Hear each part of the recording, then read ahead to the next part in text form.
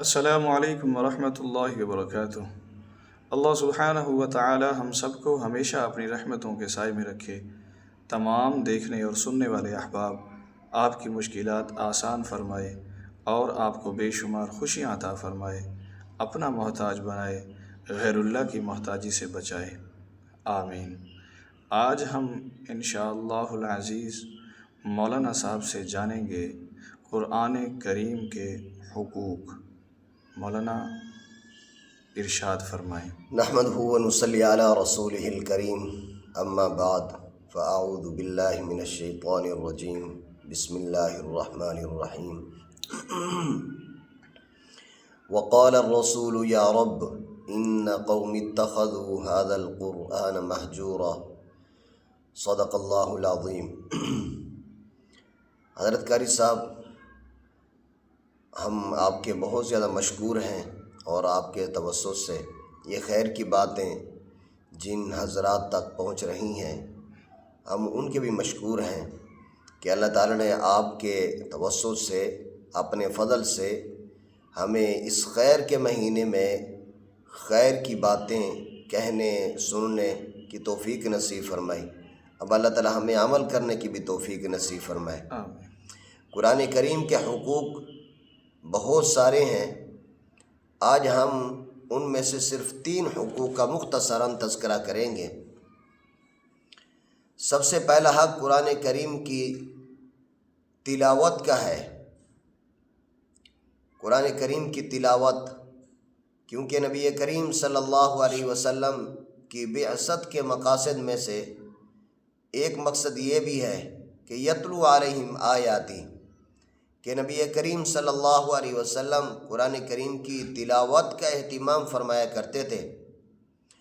عام دنوں میں تو حضور اکرم صلی اللہ علیہ وسلم کا معمول تھا ہی تلاوت کا، لیکن یہ چونکہ رمضان المبارک کا مہینہ گزر رہا ہے اور رمضان المبارک میں قرآن کریم کا بہت گہرا تعلق ہے رمضان المبارک کے ساتھ، جیسا قرآن کریم میں خود اللہ تعالیٰ کا ارشاد ہے شہر رمضان الذی انزل فیہ القرآن، کہ رمضان مبارک وہ مہینہ جس میں قرآن کریم نازل کیا گیا، اور انا انزلناہ فی لیلۃ القدر، کہ اللہ تعالیٰ نے قرآن کریم کو لیلۃ القدر میں نازل فرمایا۔ تو اس لیے قرآن کریم کی تلاوت کا اہتمام یہ قرآن کریم کا حق ہے جی۔ اور قرآن کریم کے ایک ایک حرف کی تلاوت عام دنوں میں علماء نے فرمایا کہ اگر کوئی آدمی بغیر وضو کے قرآن کریم کا ایک حرف پڑھتا ہے تو ایک حرف کے پڑھنے پر اس کو 10 نیکیاں ملتی ہیں۔ اگر وضو کے ساتھ قرآن کریم کی تلاوت کرے تو پھر ایک حرف پر اس کو 25 نیکیاں ملتی ہیں۔ نماز کے اندر قرآن کریم بیٹھ کر اگر پڑھے تو ایک حرف پر 50 نیکیاں ملتی ہیں، اور اگر کھڑے ہو کر نماز میں قرآن کریم پڑھے تو ایک حرف پر 100 نیکیاں ملتی ہیں۔ لیکن رمضان المبارک میں تو ہر عمل کا ثواب 70 درجے بڑھا دیا جاتا ہے۔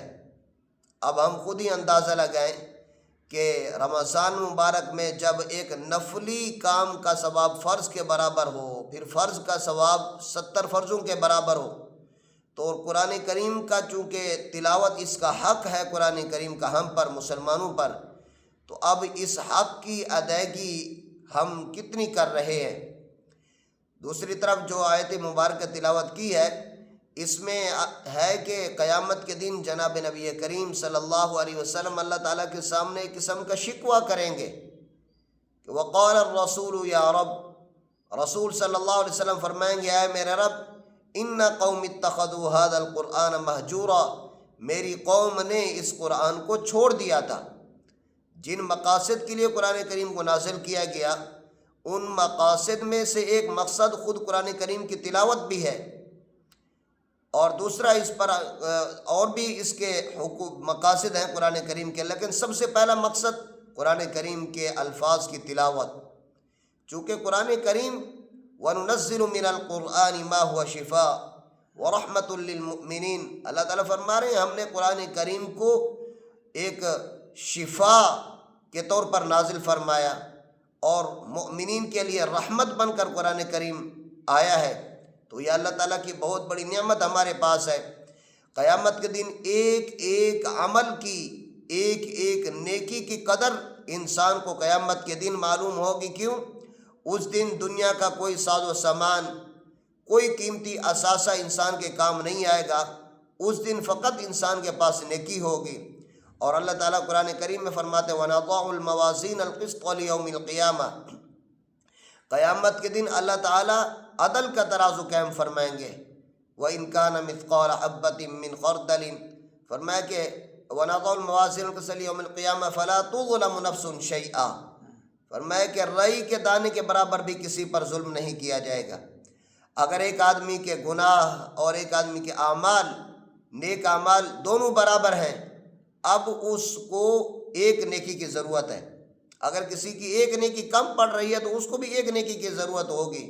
تو اس لیے آج ہمارے پاس وقت ہے، یہ نیکیوں کا سیزن ہے رمضان مبارک، اور حضور اکرم صلی اللہ علیہ وسلم کا اہتمام اور حضرات اللہ والوں کا، اکابرین کا، نیک لوگوں کا رمضان مبارک میں جو سب سے اہم عمل ہوتا تھا وہ قرآن کریم کی تلاوت کا ہے۔ اس لیے سب سے پہلا حق تو ہمارے اوپر یہ ہے کہ ہم قرآن کریم کی تلاوت کریں۔ دوسرا حق یہ ہے کہ قرآن کریم کے معانی کو سمجھیں۔ کیوں؟ اس لیے کہ اللہ تعالی ہم سے محبت کرتے ہیں، اور قرآن کریم اللہ تعالی نے اس لیے اتارا ہے تاکہ ہم اس قرآن کریم کو سمجھیں۔ اللہ ہمیں کیا پیغام دینا چاہتے ہیں؟ دیکھیں قرآن کریم میں اللہ تعالی نے اپنی محبت کا اظہار کیسے فرمایا؟ فرمایا کہ وَالَّذِينَ آمَنُوا أَشَدُّ حُبًّا لِلَّهِ، فرمایا کہ ایمان والوں کی علامت یہ ہے کہ وہ اللہ سے بہت زیادہ محبت کرتے ہیں۔ اور جب محبوب کا کوئی خط، کوئی پیغام کسی محب کے پاس آتا ہے تو محبت کا تقاضا یہ ہے کہ ہم اس پیغام کو سمجھیں۔ اگر خود نہیں سمجھ سکتے تو ہم کسی سے، کسی سمجھنے والے سے ہم سمجھیں۔ آج سادہ زمانے میں آپ دیکھیں، بلکہ اس ترقی کے زمانے میں جہاں تعلیم کا یعنی بہت زیادہ تعلیم پر زور دیا جا رہا ہے، ایک والد کے پاس یا ایک والدہ کے پاس یا ایک بیٹے کے پاس کسی کا والد کا خط آ جائے، والدہ کے پاس بیٹے یا بیٹی کا خط آ جائے اور وہ خود پڑھے ہوئے نہ ہوں، تو وہ اس خط کو سنبھال کر نہیں رکھیں گے، ایک بے چینی پیدا ہو جائے گی کہ میرا بیٹا، میری بیٹی، میری والدہ، میرے والد، میرے دوست، میرے محب مجھے کیا پیغام دینا چاہتے ہیں۔ وہ 10 بندوں کے پاس جائے گا، اس سے سمجھیں گے، پھر ان کی قلبی راحت محسوس ہوگی۔ تو اس لیے مسلمان ایمان والوں کی علامت یہ ہے کہ وہ اللہ کے اس پیغام کو سمجھیں۔ مستند علماء کی تفاسیر موجود ہیں، تفسیری بھی ہیں، مختصر بھی ہیں۔ اگر ہم خود سمجھ سکتے ہیں تو ہم سمجھنے کی کوشش کریں۔ بہتر یہ ہے کہ قرآن کریم کا معاملہ ہے ہم کسی مستند معتبر عالم کے پاس جائیں، 24 گھنٹوں میں سے تھوڑا وقت نکالیں، 15 سے 20 منٹ قرآن کریم کو ہم سمجھنے کی کوشش کریں۔ اور تیسرا حق یہ ہے کہ ہم جو کچھ قرآن کریم میں ہے اس پر عمل کرنے کی کوشش کریں۔ اس لیے کہ علامہ اقبال رحمہ اللہ نے فرمایا کہ عمل سے زندگی بنتی ہے، جنت بھی جہنم بھی، یہ خاکی اپنی فطرت میں نہ نوری ہے یا نہ ناری ہے۔ عمل اصل چیز ہے۔ قرآن کریم میں اللہ تعالی ہمیں کن چیزوں کے کرنے کا حکم دے رہے ہیں اور کن چیزوں سے بچنے سے منع فرما رہے ہیں، ہم قرآن کریم کو سمجھیں، پھر اس پر عمل کرنے کی کوشش کریں۔ اللہ تعالیٰ ان قرآن کریم کے 3 حقوق پر ہمیں عمل کرنے کی توفیق نصیب فرمائے۔ وآخر دعوانا ان الحمد للہ رب العالمین۔ جزاکم اللہ خیرا کثیرا۔